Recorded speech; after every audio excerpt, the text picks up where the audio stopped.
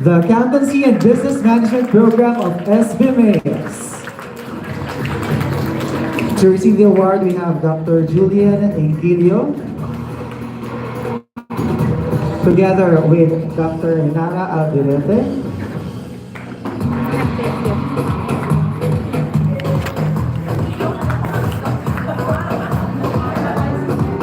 let us again give them a round of applause.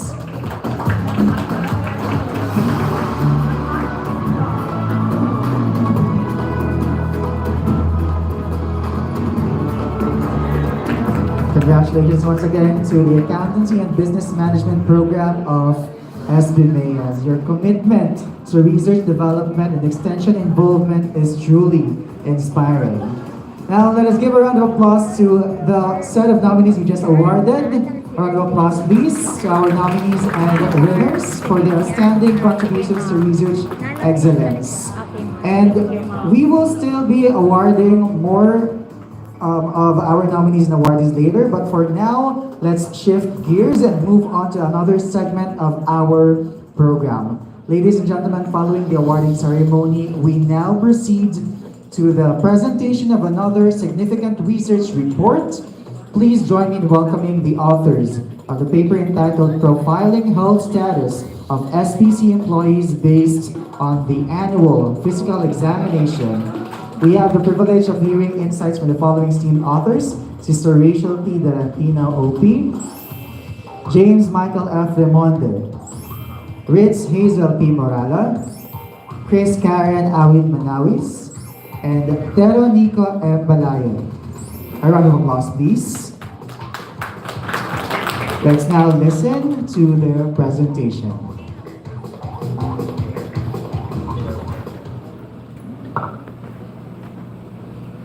Friends, colleagues, and partners in the research arena, good morning.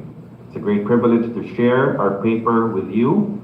We're from the Health and Wellness Center of the main campus, under the leadership of our head, Sister Rachel T. Darantino, or the lead proponent, and my fellow researchers, Dr. Chris Karen A. Manawis, James Michael F. Remonde, Ritz Hazel P. Morala, and yours truly, Dr. Teronico M. Baluyo. This paper was conceived with the goals of promoting health education and the delivery of medical and dental healthcare services in order to have a healthier workforce, which means having a directly increasing overall well-being and productivity, as well as creating savings through decreased absenteeism and healthcare costs. This would also serve as a basis for the development of a needs-based interventional program. So in this study, we wanted to find out if there was any trend seen in the lipid profile and fasting blood sugar of employees for the past 3 years. And we considered demographic factors such as age, job category, level of education, the type of work, environment, and assessed any relationship with their lipid profile and fasting blood sugar levels. Specifically, looking for any patterns or health issues that were more prevalent among certain populations. So we wanted to know, does the age, area of assignment, designation, BMI, sex, civil status, educational attainment affect changes in the lipid profile of the employees? Are there any trends or patterns? And any specific health issues in certain populations? Any impact and what possible interventional programs could be developed for them? We utilized the descriptive correlational approach, including the regular tenured employees who are at least 32 years old, employed continuously for the past 3 years.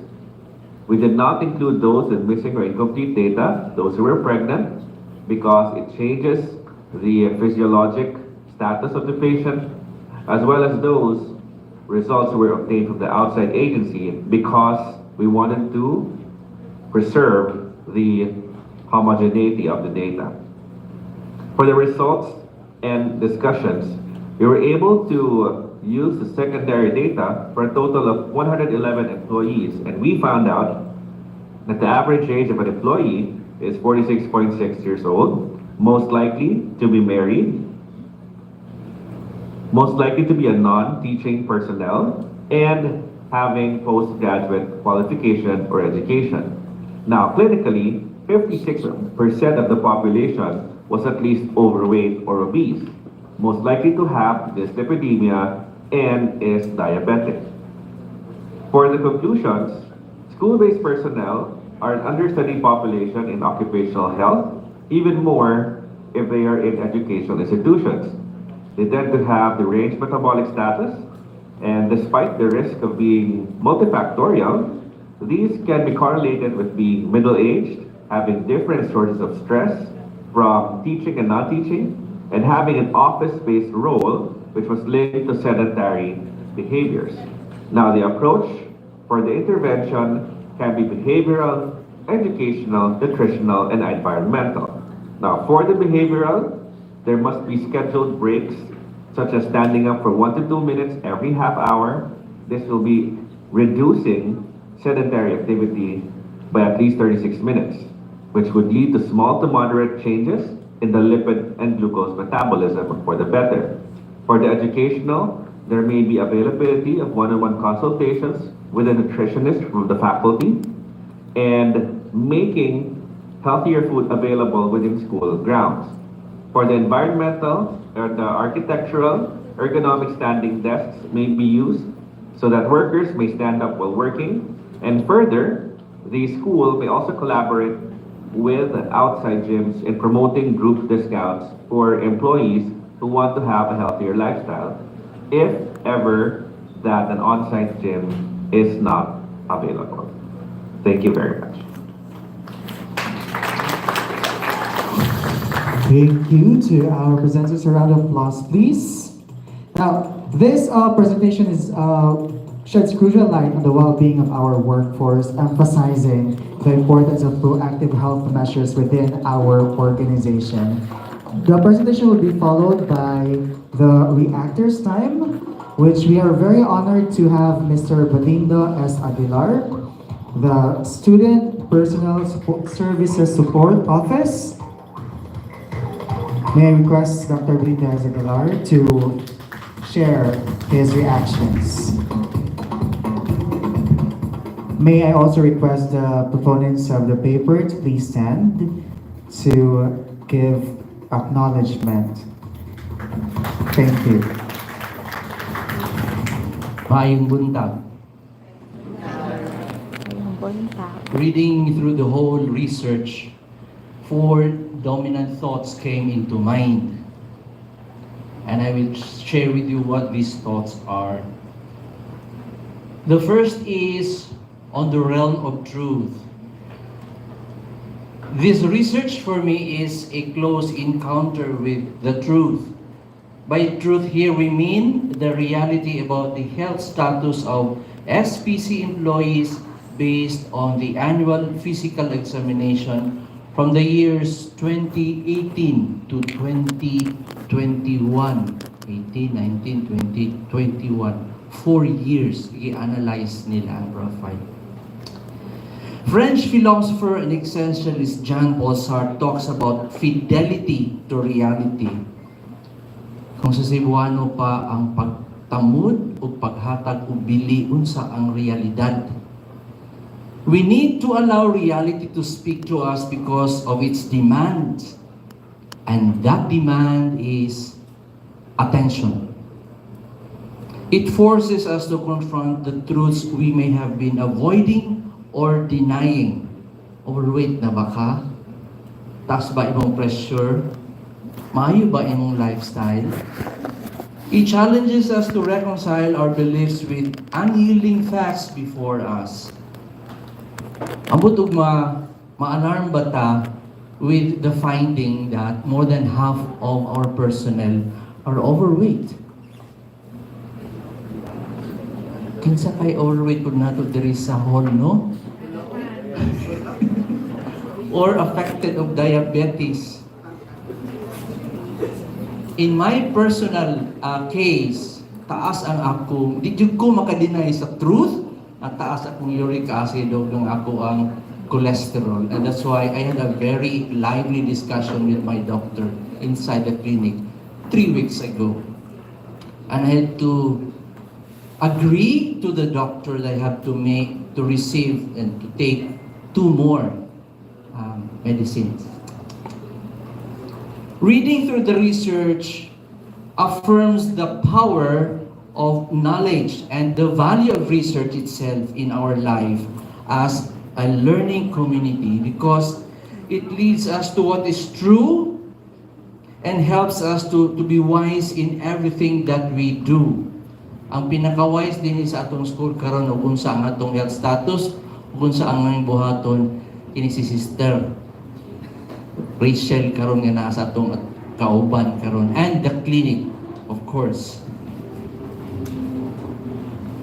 Now, one can just imagine the power that research gives to us to actively participate in God's plan to protect, to promote, and defend life in all its forms. In our case, the health of our personnel.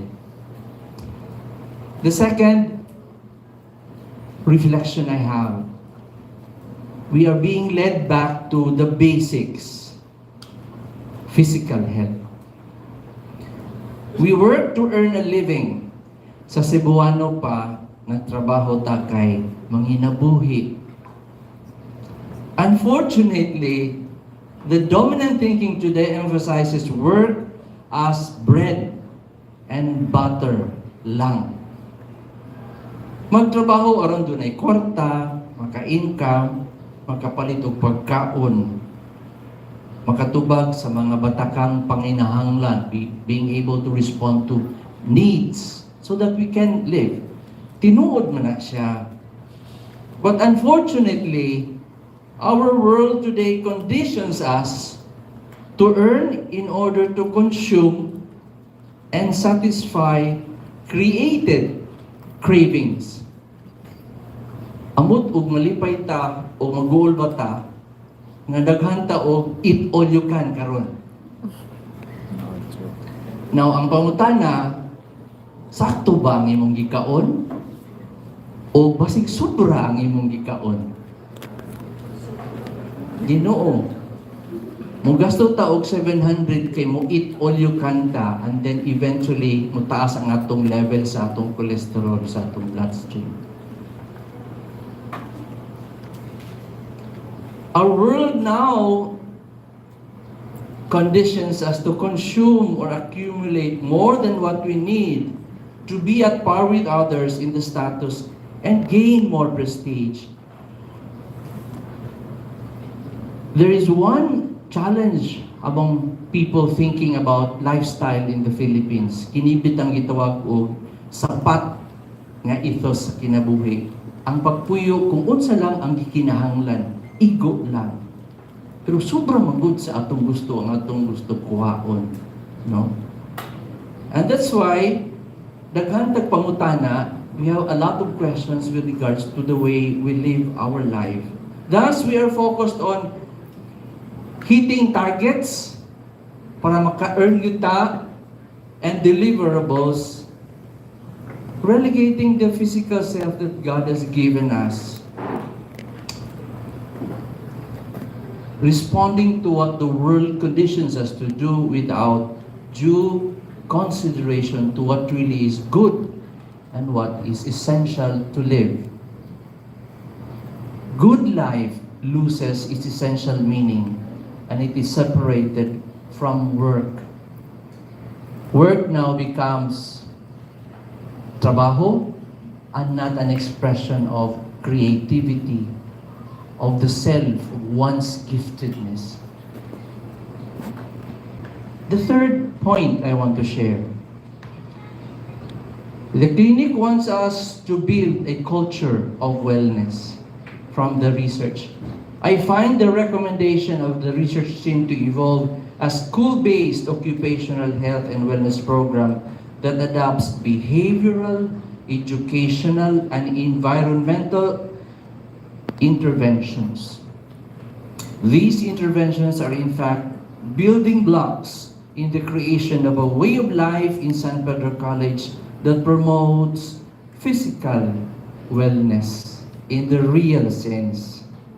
We need to promote ways of thinking, valuing, behaving, and relating that fosters physical health reinforced by the required physical environment.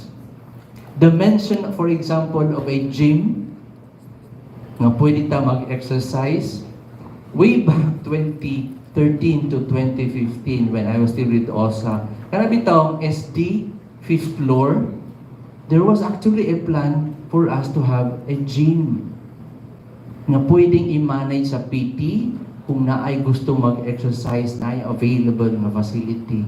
Wala lang yun siya madayon. No? Now, this is more comprehensive and holistic, this kind of approach. And we urgently need this. The last part, program development and management. Through their research, our health and wellness team shows to us how programs and services should be developed and eventually managed. There is no better way than to base our programs and services for personnel and students on a sound research study. It is like building a house on the rock. Programs and services are not there to be maintained as they are part of what those ahead of us were doing. Kaya i-maintain lang bitaw kung unsay naa nga program. That's not what program development is. Programs are neither sporadic responses to burning issues and concerns of personnel and students, nor mere replications of good practices from other schools. Kung naayong practice sa usa ka school atong kopyahon kay maayo man ang ilang practice. That is not what program development is. Programs should evolve from sound research. They can only be relevant, efficient, and effective if it is based on such. It can only be very meaningful to us if research and its results are utilized, its findings and recommendations considered, and those doable implemented. The challenge to the health and wellness program will be, for me, na naman may program, sister, no? Implementation of monitoring na sa program. Kaya naa naman ang maayong basihan sa usa ka program.